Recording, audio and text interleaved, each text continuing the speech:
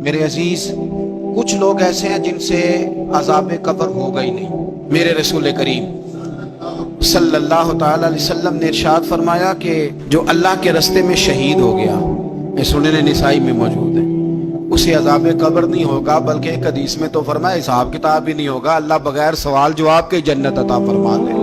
کچھ لوگوں کو لوگوں کی بخشش پہ بھی مسئلہ ہی بنتا ہے کہ کوئی بخشا نہ جائے۔ اور ایک صاحب کہہ رہے تھے جی یہ کیا معاملہ ہے کہ جمعے کو بندہ مر گیا یا فلانا ہو گیا تو اس سے حساب کتاب نہیں ہوگا، اتنے بڑے جرم لوگوں نے کہ اتنے پاپ، اور جمعے کو مر گیا تو بخشا جائے گا۔ تو میں نے کہا جرموں کا بھی اسے حساب اللہ لے لے گا، لیکن میاں حساب کتاب کی ڈیوٹی نہ اللہ کی ہے تو بہتر یہ ہے کہ اسی کے ہاتھ میں رہے، تو نہ اپنے ہاتھ میں لینے کی کوشش کر۔ سنن ترمذی کی حدیث، ہمیں پتہ نہیں کیا مصیبت ہے، ہمیں پتہ نہیں کیا مسئلہ ہے۔ ایک جنازے سے میں نکلا، آپ یقین کریں کبھی کبھی کلیجہ پھٹ جاتا ہے۔ میں ایک جنازے سے نکلا تو میرے ساتھ ایک بندہ جنازہ پڑھ کے نکلا تو کہنے لگا جی پیر صاحب دیکھیں آج کتنی دنیا آئی ہے، حالانکہ یہ بندہ اس طرح کا تھا، اس طرح کا تھا، اس طرح کا تھا۔ میں نے اسے کہا یار تجھے تو فکر ہی لگ گئی ہے کہ جنت میں چلا ہی نہ جائے، تو اس طرح کرنا جنت کے دروازے کے سامنے کھڑے ہو جانا ڈنڈا لے کے کہ میں نے نہیں جانے دینا۔ شرم آنی چاہیے ہمیں۔ اللہ فرماتے ہیں جنت اتنی چوڑی ہے جتنے زمین و آسمان ہے، اس کی چوڑائی زمین اور آسمان کے برابر ہے، تو ہم تو اپنے علاوہ کسی کو جانے نہیں دینا چاہتے جنت میں۔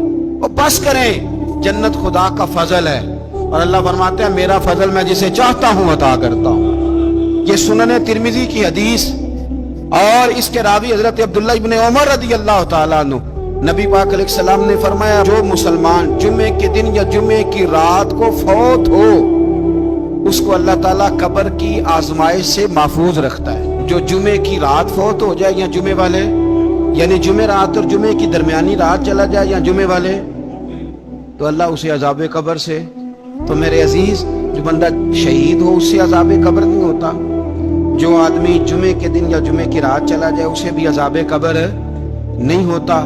اور میرے رسول کریم صلی اللہ تعالی علیہ وسلم نے فرمایا جو بندہ ایک دن اور ایک رات، یہ حدیث صحیح مسلم میں، سنن ترمذی میں، مصنف عبدالرزاق میں موجود ہے، ایک دن اور ایک رات اللہ کی رضا کے لیے اسلامی سرحد پہ پہرا دے۔ میں اور آپ سوئے ہوئے، لیکن وہ لوگ جو فوجی بارڈروں پہ کھڑے ہیں، دیکھو مدینے والے محبوب کس کس پہ کرم فرماتے ہیں۔ ساری عمر نہیں، 24-25 سال کی سروس نہیں، فرمایا ایک دن اور ایک رات اللہ کی رضا کے لیے جو اسلامی سرحد پر پہرا دے، مسلمانوں کو کافروں سے بچائے، رب اسے عذاب قبر نہیں دے گا، اسے اللہ تعالیٰ اپنے فضل سے معاف فرما دے۔ ایک رات اور ایک، آپ کیا سمجھتے ہیں کہ ان فوجیوں کی کوئی چھوٹی شان ہے؟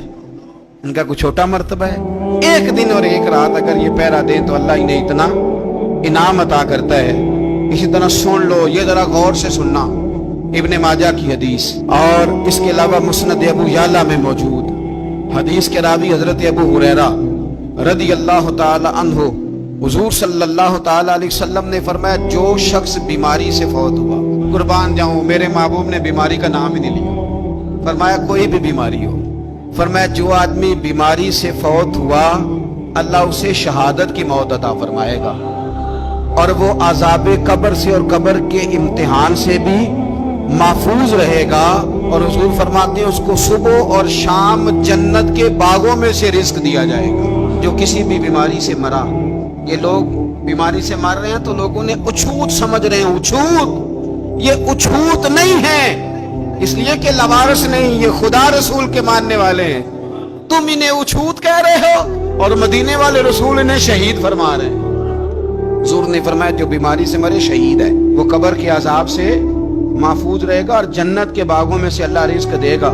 لوگ کہتے ہیں دیکھو جی بڑا تانگ ہو کے دنیا سے گیا ہے، تو اس بندے کو بھی عذاب قبر نہیں ہوتا۔ اسی طرح جو بندہ سورہ ملک پڑھتا ہے، سنن ترمذی میں حضرت ابن عباس سے روایت ہے کہ حضور صلی اللہ علیہ وسلم کے ایک صحابی نے ایک جگہ خیمہ لگایا تو وہاں سورہ ملک پڑھنے کی آواز آتی، کوئی بندہ پڑھنے والا نظر نہیں آتا تھا۔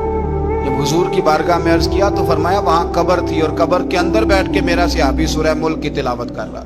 اگر ہمیں خسرہ نمبر یاد ہو جاتا ہے نا اپنی جگہ کا، اور ہمیں پتہ ہوتا ہے کہ میرے والا حصہ کتنے کروڑ کا ہے، اگر ساری کہانیاں ہمیں یاد ہوتی ہیں تو سورہ ملک بھی ہمیں یاد ہو سکتی ہے۔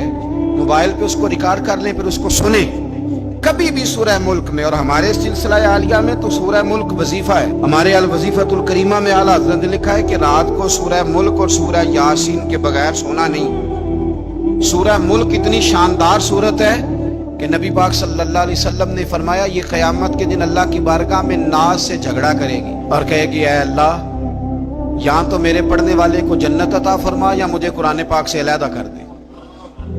तो रब करीम फिर अपने फजल से पढ़ने वाले को जन्नत अता करेगा।